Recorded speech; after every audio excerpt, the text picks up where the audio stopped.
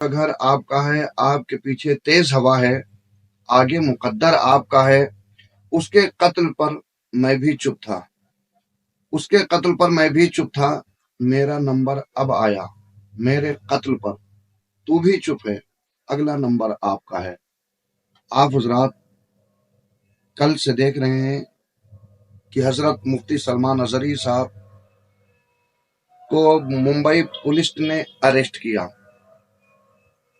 कुछ हवालों से यह भी पता चलता है कि मुंबई की पुलिस मुफ्ती सलमान अजहरी साहब को गुजरात जेल भेजेगी।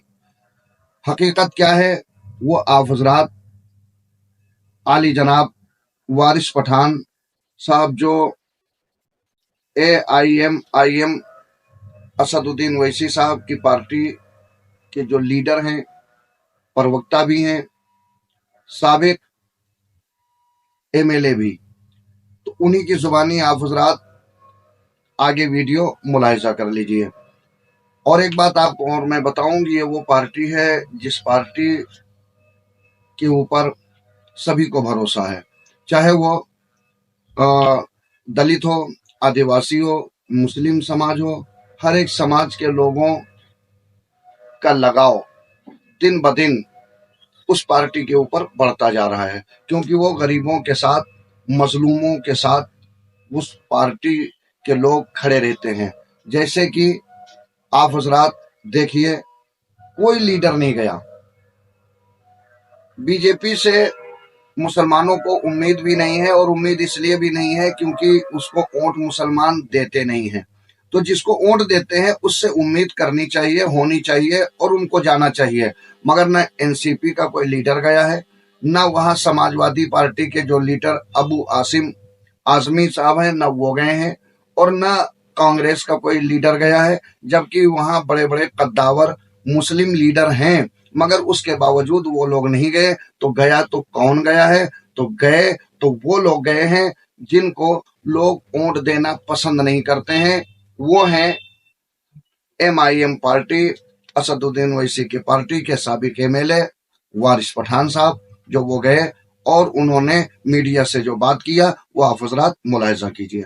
सर, आज आप ही घाटकोपर पुलिस स्टेशन आए हैं। मुफ्ती सलमान साहब को अरेस्ट किया गया है। यहाँ पर गुजरात ATS आई थी, जूनागढ़ में कुछ भड़काऊ भाषण देने का मामला है। आप आए थे पुलिस स्टेशन, क्या बात हुई, जो है कहाँ लेकर गए हैं मुफ्ती सलमान अजहरी? देखिए सर, मुझे पता चला सुबह में, मैं थाने में अभी आया जस्ट, तो मैं घाटकोपर पुलिस स्टेशन में भी आया। मुफ्ती सलमान अजहरी साहब से मेरी मुलाकात हुई, मैंने उनसे बात की। उन्होंने बताया वारिस साहब 31 तारीख को जूनागढ़ में जो उनका जो बयान हुआ था, तो वो उनके बयान में उन्होंने कहा कि मैंने किसी की भी हमारे हिंदू भाइयों की ना भावना को ठेस पहुंचाई है, ना किसी धर्म विशेष क्या, तो मैंने कुछ बोला है। बस वहाँ पे एक भाषण था, एक अशार था, वो मैंने पढ़ के सुना दिया। फिर यहाँ आने के बाद उनको पता चला कि कुछ केस हो गया है। तो सुबह में आज पुलिस उनके घर पर आ गई, बोले 20-30 पुलिस वाले सब आ गए, तो हमको उठा के यहाँ पर लेके आ गए पुलिस स्टेशन पर। तभी से हम यहीं बैठे हुए हैं। लेकिन उन्होंने एक भी कहा है कि हम कानून कायदे पे पूरा यकीन है, पूरा भरोसा है कि मेरे साथ इंसाफ होगा। मैंने कोई भड़काऊ भाषण नहीं दिया है, ना मैंने किसी की आस्था को ठेस पहुंचाने का काम किया। और उन्होंने ये भी बोला है कि मेरी तरफ से भी लोगों को बोलना, वारिस भाई के मामला पूरा शांत है, आप शांति बनाए रखिए, कायदे कानून प्रशासन पे पूरा भरोसा रखिए। अभी यहाँ पर हमारे DCP साहब से मिले, सीनियर पुलिस इंस्पेक्टर से हमारी मुलाकात हुई, तो सबने एक ही चीज़ कहा है कि हम पूरी तरह कोऑपरेट कर रहे हैं, शांति बना के रखिए। और हमारे यहाँ का मैटर नहीं, गुजरात की पुलिस आई है, तो हम लोग ने यहाँ पर बस तहकीकात किया, चेकअप किया, उनको लेके गए मजिस्ट्रेट के पास, और वहाँ से शायद उनको फिर गुजरात कर जाए। कुछ नोटिस को लेकर कुछ इश्यू हो रहा था कि नोटिस देना चाहिए था, उसके बाद 153 भी लगाया है उनके ऊपर कानून। तो ऐसे केसेस में क्या होता है, आमतौर के ऊपर 41A का एक नोटिस दिया जाता है। तो हम वही बोल रहे हैं कि एक नोटिस तो हमको दो, नोटिस दो, उसके बाद आप उनको लेकर जाइए ना। नोटिस दो, हमको पूरा कायदे कानून पे, प्रशासन पे पूरा भरोसा यकीन है। हम भी चाहते हैं कि अमन शांति सुकून पूरे देश भर में बना रहे, मगर जो कानून की प्रतिक्रिया है, ड्यू प्रोसेस ऑफ लॉ है, वो सबको फॉलो करना चाहिए। आपको पुलिस वाले को नोटिस देने को तैयार नहीं है 41A का।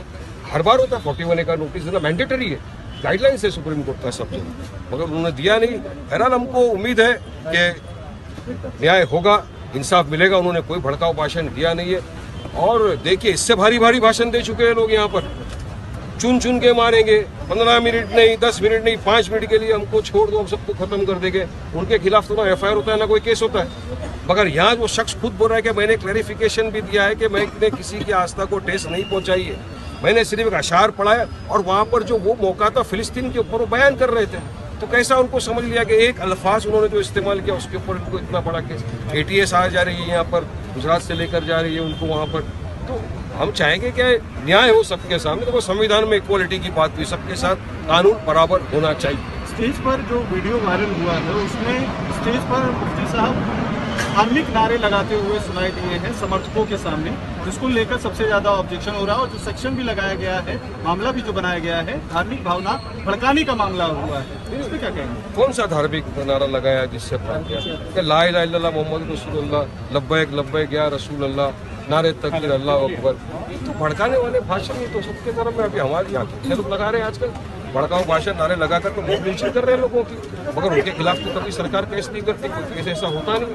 मगर यहाँ तो खुद बोल रहे हैं कि मैंने क्लैरिफिकेशन भी दिया है कि मेरा किसी की भी आस्था को ठेस पहुँचाने का कोई मेरा मकसद ही नहीं, ना मैंने कोई ऐसा अल्फाज यूज किया किसी व्यक्ति विशेष या किसी के धर्म के खिलाफ मैंने बात की, वैसा भी नहीं। एक अशार था वो पढ़ा, उसके लिए उनको इतनी पढ़ा, तो यकीन है कायदे पे इंसाफ मिलेगा। और मुफ्ती साहब ने भी कहा है, और मैं भी अपनी जानिब से आपके माध्यम से तमाम लोगों से एक ही रिक्वेस्ट करूंगा, क्योंकि सुबह से हज़ारों लोग फ़ोन कर रहे हैं कि आप तमाम संयम बरतिए, सब्र करिए, कायदे कानून पर भरोसा रखिए, इंसाफ होगा।